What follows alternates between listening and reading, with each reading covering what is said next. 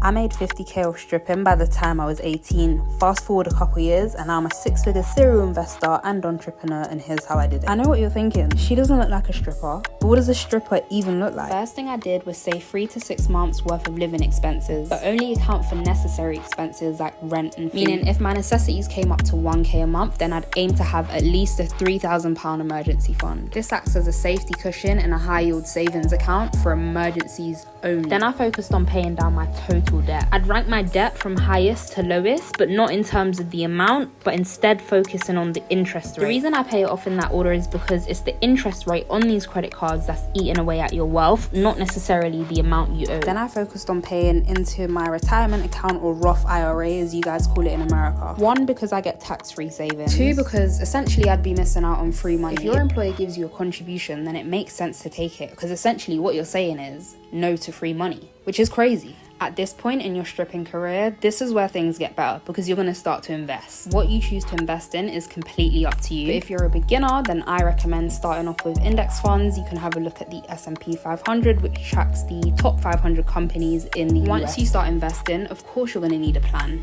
Ask yourself, what are my 5 to 10 year goals? Whatever those goals are, work on doing small things daily to get you closer to that goal. Manifest your dreams and believe you've already made it.